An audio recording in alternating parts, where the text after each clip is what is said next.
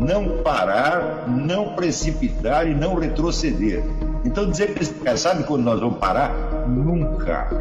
Nunca na sua porca vida. Né?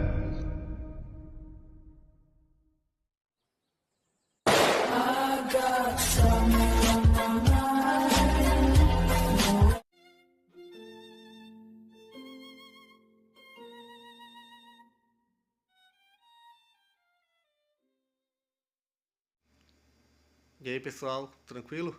Então vem aqui antes do vídeo começar, pedir para vocês se inscreverem, quem não for inscrito, compartilhar, curtir, comentar. Quem puder seja membro do canal, que isso ajuda bastante.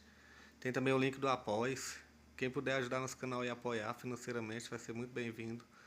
Mas o mais importante é transmitir o conteúdo e os conhecimentos do professor Olavo de Carvalho para mais e mais brasileiros.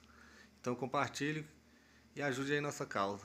Muito obrigado a todos os membros, apoiadores do canal. Fico muito feliz. Tenho certeza que a gente está no caminho certo. Então fiquem com o vídeo e até mais. Valeu! Quando você não gosta de uma pessoa, o que quer que você pense contra ela, lhe parece real naquele momento.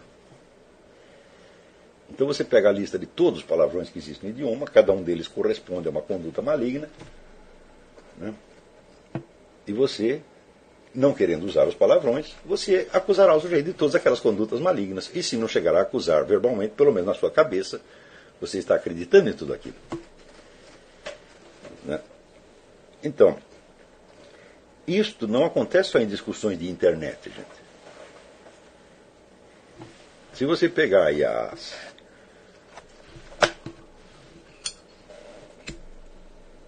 o que você pode ler, digamos, em artigos da Folha de São Paulo, às vezes até artigos de autores estrangeiros, porque ele seleciona os autores estrangeiros precisamente por ser aqueles que fazem o mesmo que eles fazem. Por exemplo, outro dia me mandaram um artigo do Robert Kurtz, de 1997. Robert Kurtz é um sujeito que se dedica, ele faz um esforço monumental para demonstrar que o descrédito do marxismo é um argumento em favor do socialismo. Quer dizer, ele já é socialista pós-marxista. Então, eu vi um artigo que ele tentava dizer o seguinte, que a origem do capitalismo moderno vem com a indústria bélica. Quando se formaram os estados modernos, então precisava armas de melhor qualidade, né, que as pessoas comuns não pudessem ter acesso, sobretudo as armas de fogo. E foi isso que criou o capitalismo. Eu digo um momento, mas a economia que fundamentou isso aí não era a economia capitalista, era a economia mercantilista, centrada no Estado. Né? Ou, se o Estado quer justamente criar armas de fogo que sejam mais complicadas e mais difíceis de manejar e que a população em geral não possa ter acesso e que só os especialistas possam ter acesso, então é evidente que se trata de um monopólio estatal dessas armas. Então, o sujeito estava confundindo a origem do Estado moderno com a origem do capitalismo. O capitalismo é muito anterior a isso. Né? Mas se é para descer o cacete, o capitalismo vale a pena tudo. E naquele artigo você via que o Robert Kurtz ele estava persuadido daquilo, naquele momento. Talvez no dia seguinte ele mudasse de ideia, mas naquele momento, né, parecia uma boa ideia. Então, por que você acha que a Folha de São Paulo gosta tanto do Robert Kurtz? Porque ele pensa como um articulista da Folha de São Paulo. Então, o material estrangeiro que se publica no Brasil é aquele que corresponde à forma mentes do jornalismo brasileiro.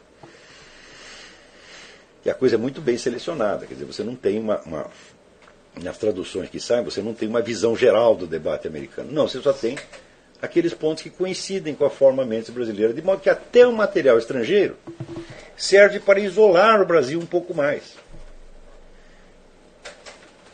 Você pode ter certeza que um artigo como esse do Robert Kurtz, aqui nos Estados Unidos, teve 50 respostas imediatamente. As mais diversas. Tá certo? No Brasil nada tem resposta. E quando tem, é mais ou menos no mesmo nível. Então, Também graças a esta disseminação do gramscismo, então se tornou normal no Brasil acreditar que todo mundo que opina sobre alguma coisa é um agente de uma força política. Então, olha, espera um pouquinho. Nos anos 50, 60, os grandes intelectuais que tinham, eles podiam até acidentalmente favorecer uma outra força política. Por exemplo, o Graciliano Ramos era um militante do Partido Comunista. Mas tudo o que ele escreveu porque achou que era certo escrever. E não porque aquilo ia ajudar o Partido Comunista. E se fosse para atrapalhar o Partido Comunista, ele escreveria do mesmo modo. Ele mesmo, dentro do partido, tomou ali várias atitudes contra os dirigentes. E teve vários problemas por causa disso. O Paulo Mercadante, que era o maior amigo dele, contou todos os detalhes. E tudo isso foi usado. O material do Paulo foi todo usado na biografia do Graciliano Ramos pelo Denis. Agora esqueci o sobrenome. Denis não sei o que escreveu a biografia do Graciliano Ramos. É tudo coisa do arquivo do Paulo Mercadante. Então,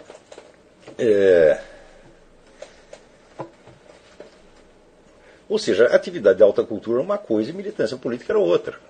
E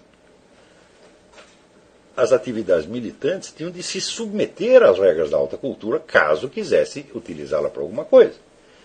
Quando falhavam com essas regras, o que acontecia? A unanimidade dos intelectuais de primeiro plano rejeitavam aquilo como uma baixaria que não era admissível.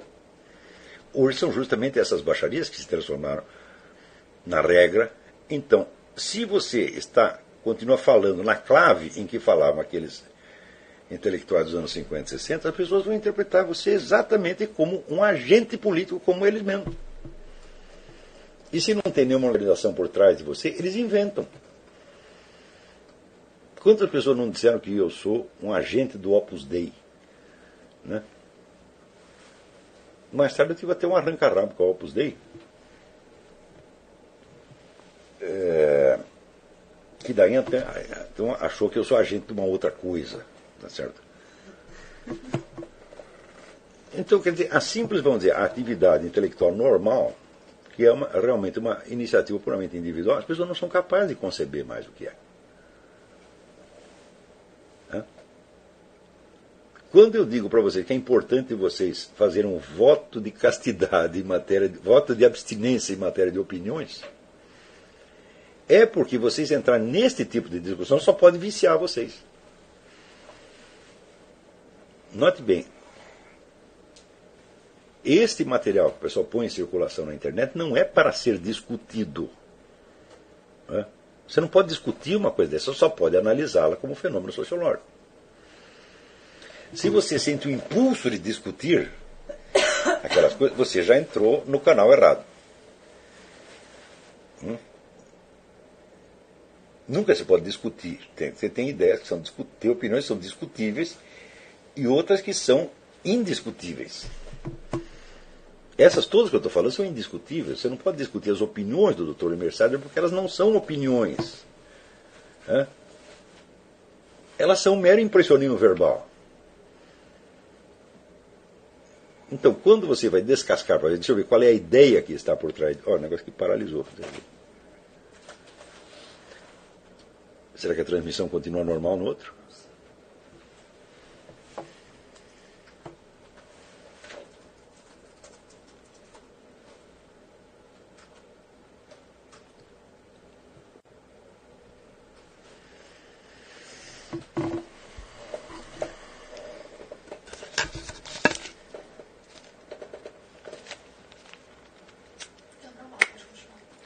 Então,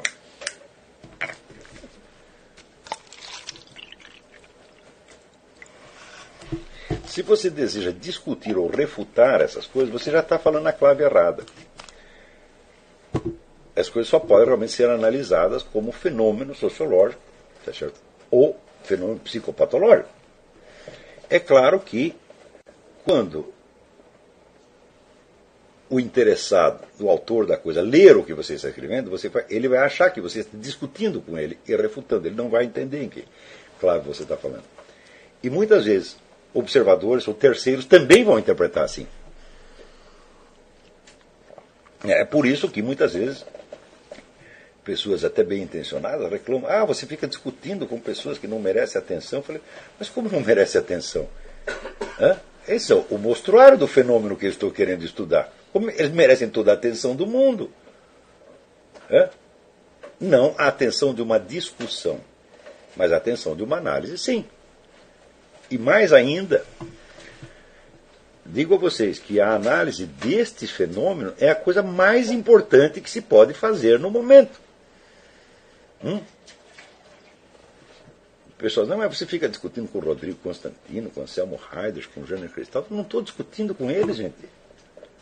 Eu não conseguiria discutir se eu quisesse. Eu estou apenas analisando esses camaradas como sintomas de uma situação. E não consigo entender que outra coisa, sociologicamente, poderia ser mais importante no Brasil de hoje. Por quê? Porque este sistema, novo sistema de argumentação, novo sistema de persuasão que está funcionando no Brasil, é a malha, tá certo, de impedimentos a que a inteligência das pessoas se desenvolva. Então, como é que eu poderia tentar ajudar as pessoas a ficar mais inteligentes, a compreender a realidade, se eu primeiro desmantelar esta malha, tá certo?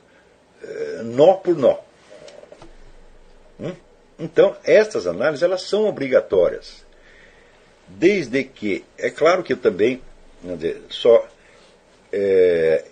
esse é um assunto desagradável, claro, você ficar mexendo nessas coisas é desagradável, dá um trabalho. Por quê?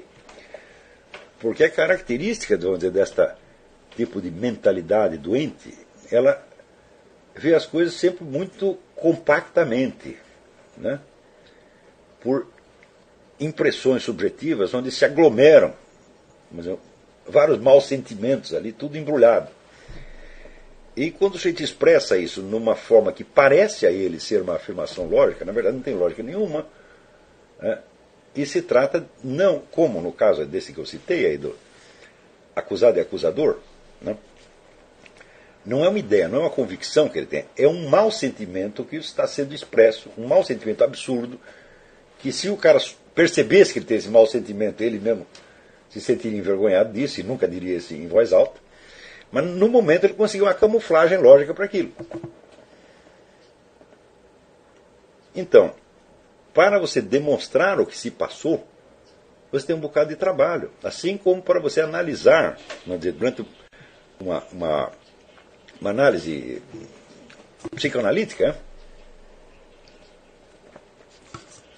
Então, uma linha da narrativa de um sonho pode demandar várias páginas de análise, para até você desmontar todos os elementos que estão ali subentendidos. Então, é claro que essas coisas são bastante trabalhosas, e existe uma técnica para fazer isso. A técnica é a técnica dialética tradicional, quer dizer, você vai buscar, vamos dizer, as premissas implícitas no que o sujeito está falando. Se fosse, vamos dizer, se o indivíduo explicitasse as suas premissas, ele desistiria delas imediatamente. Tá certo? Então, por isso mesmo, o indivíduo cria uma premissa absurda, em seguida a esquece e raciocina com base nela. Então, isso quer dizer que este tipo de raciocínio tem a estrutura de uma neurose, como diria o meu amigo o Alfredo César Miller. É a mentira que você já esqueceu, mas em cima da qual você continua raciocinando e tirando conclusões. A mentira esquecida serve como premissa. Tá certo? Então, a análise dialética desses escritos ou dessas afirmações permite descobrir qual é a premissa oculta que está ali. Ou seja, se o sujeito disse tal coisa, para ele dizer tal coisa, ele tem que acreditar em tal outra que funciona como premissa ou base de prova daquilo. E quando você, vamos dizer, explicita essas premissas implícitas, é que você vê a gravidade do fenômeno. Que é um fenômeno realmente de psicopatologia. E é isto que eu tento fazer com esses textos que eu analiso. Puxar ali as premissas implícitas e demonstrar que essas premissas não estão só na cabeça do seu fulano. Elas se disseminaram pela sociedade. E, justamente porque são premissas implícitas, elas têm como diria Antônio Gramsci, a autoridade onipresente e invisível de um mandamento divino, de um imperativo categórico. É justamente esta autoridade invisível, nós temos que dar visibilidade a ela para poder estourar a autoridade. Entendeu? Mostrar, olha, a premissa disto, a premissa fundante disto aqui é uma absurdidade, é uma loucura. Então significa que ela não tem poder fundante nenhum. E o que quer que você deduza dela é besteira.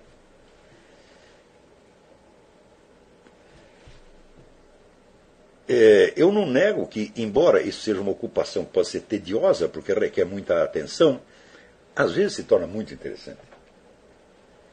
Interessante no sentido clínico da coisa, né? Que é, por sua vez, até um pouco perverso. Né? Eu não sei se eu contei para vocês a história de um congresso de dermatologia que eu fui, que tem um professor nordeste que trouxe lá, né, um monte de pacientes dele e botava cada um assim numa baia para os médicos examinarem. Então, lá uns caras com pênfigo foliáceo, outro com lepra, com não sei o quê. Um negócio horrível, horrível, né? E daí um médico olhou tudo aquilo e daí subiu ao palco entusiasmado. Queríamos cumprimentar aqui o professor fulano pelo seu maravilhoso museu patológico, né? E o cara estava entusiasmado com aquilo. Às vezes eu também fico entusiasmado com essas patologias. Pelo número delas. Pelo número e pela onipresença delas no debate público do Brasil. Eu digo, olha, ainda que seja uma coisa extremamente trabalhosa e tediosa, nós temos que analisar as coisas uma por uma. Mas, infelizmente, não dá tempo de analisar tudo. Então, mas a atenção permanente a essas coisas faz parte do estudo que vocês estão empenhados aqui. E para fazer isso, é preciso que durante um tempo você se abstenha de participar das discussões. Você tem que adquirir uma distância tamanha em relação ao que essas pessoas estão falando, que daí você possa analisá-las, vamos dizer, com a isenção de um sujeito que examina um cocô num laboratório de análises clínicas. Né? Agora, é claro que por maior que seja a sua isenção, a hora que você disser que o cocô é cocô, as pessoas vão dizer que você está insultando. Né? E vão achar que você está participando daquele debate, entre aspas, com a mesma paixão, tá certo? Das outras pessoas envolvidas. Ou seja, o que você fizer vai ser confundido de qualquer maneira. Você precisa ver que a incompreensão, hoje em dia, é quase inevitável, a não ser que nós consigamos criar para uma outra geração um público um pouco mais apto.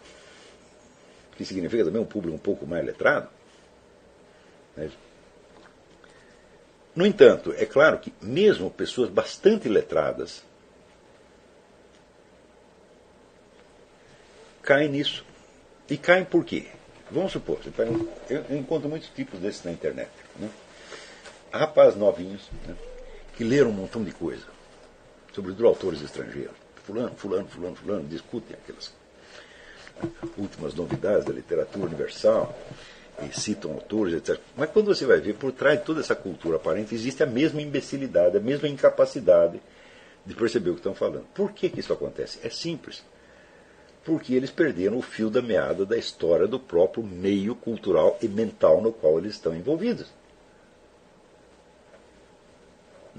Se você foi educado dentro dessa linguagem, e ela é a única que existe hoje, e aí você começa a dizer, não, agora aqui eu vou ler o fulano, ler os grandes autores contemporâneos. Então, você vai se atrapalhar, você vai criar instrumentos tão requintados de dizer besteira, que você vai se tornar muito difícil de você analisar. Muitas vezes tem um rapaz, por exemplo, que entra em escola de filosofia e estão lá lendo o Kant, né? Leram o Willard Quine, leram todos os autores que tem. E eles levantam umas discussões, digo, mas vocês estão usando um instrumental filosófico em cima de uma base perceptiva realmente imbecil. Mas vocês não sabem que é imbecil. Veja, a língua na qual você fala é o grande instrumento de percepção que você tem. Mas aquilo que não está no seu idioma usual, você só percebe se for um gênio. Somente um gênio percebe coisas que eles não têm palavras para expressar. E daí ele vai, presta atenção de novo, até achar as palavras. Para a maioria das pessoas, incluindo os próprios gênios, os gênios em tudo aquilo no qual eles não são geniais, você depende do estado da língua, depende do estado do idioma. Então, o que vocês têm que fazer? Vocês têm que ler os autores brasileiros da época em que havia autores brasileiros. E vocês têm que acompanhar a transformação do idioma para ver qual é o capítulo da história no qual vocês entraram. Porque a língua na qual você é educado, recebe educação, e a educação não é só na escola, a educação vem pela TV, pelo debate público, etc, etc, sempre lhe parece a língua normal e geral. E se ela estiver completamente estragada, você vai ser estragado junto. A não ser que você restaure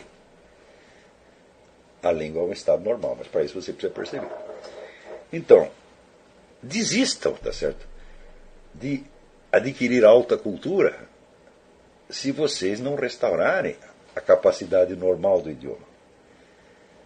Isso só tem um jeito. Você reconhecer que você não nasceu no vazio, mas nasceu dentro de uma situação histórico-social específica, definida por certas constantes, e que essa situação social específica, é a de uma degradação linguística e mental fora do comum. Então,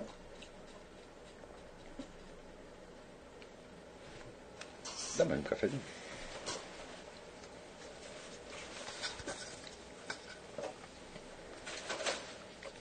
Uma coisa que eu recomendo muito a vocês: vocês têm que ler os melhores autores do período histórico imediatamente anterior.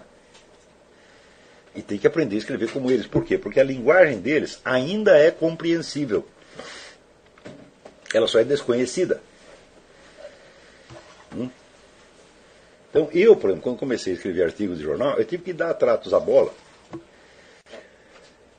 para achar uma linguagem apropriada. Por quê? Porque eu tinha aprendido a escrever com os escritores que estavam em voga no momento em que eu acordei para essas coisas, quando eu tinha, digamos, 15, 16 anos e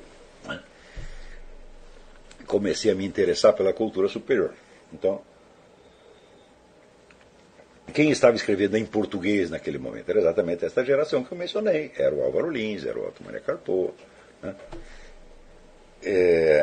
E note bem, eu estou me referindo sobretudo a autores que não são de ficção. Vamos dizer, para o debate público, a linguagem dos romances e poemas é de pouquíssima utilidade. Você precisa ver o debate de como se expressavam ideias. Não é isso?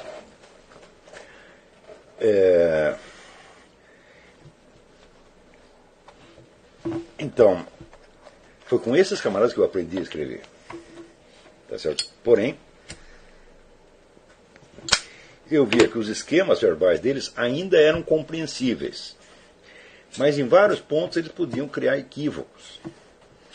Porque as pessoas não estavam acostumadas com aquilo. Então eu tive que fazer uma série de adaptações. Né? Pegar inúmeros termos da língua gíria dos jovens, tá certo? Misturar com aquilo de algum modo. E eu acho que encontrei a fórmula. Né? Porém, encontrei não no sentido de que vou ser universalmente compreendido, mas no sentido de que as confusões que as pessoas criam em torno daquilo já estão previstas no próprio texto. Quer dizer, antecipadamente, o texto já tem, vamos dizer, a vacina para todas as confusões que se possam fazer em torno. Então, no caso de aparecer as confusões, elas vão aparecer necessariamente, sempre será possível trazer o fulano de volta para os pontos que ele perdeu no texto. Perdeu ou deformou completamente, né? No texto. Então tudo que eu escrevo é mais ou menos calculado para isto. Pessoas que são minhas alunas há bastante tempo já perceberam esta coisa. Por exemplo, um artigo de jornal, ele tem uma série de ramificações em tudo mais que eu escrevi, ensinei, etc, etc. Mas o leitor que está chegando agora não pode saber disso. E no Brasil, a atitude normal do leitor de hoje é achar que o sujeito só sabe aquilo que ele escreveu naquele ponto. Ele não procura, assim, por exemplo, as premissas ocultas, premissas não declaradas. Quer dizer, para o sujeito dizer isso, ele precisaria saber disso, daquilo. Eles simplesmente não sabem fazer. Quando, umas aulas atrás, eu dei aquele exercício da leitura lenta, quer dizer, de você deixar que o texto impregnasse a sua imaginação e provocasse 1001 evocações, é porque este é o começo da investigação das premissas ocultas.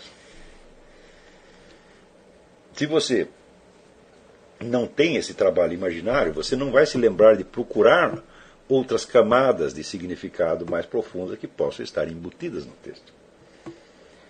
Eu vejo que frequentemente, hoje em dia, nem mesmo as alusões são compreendidas.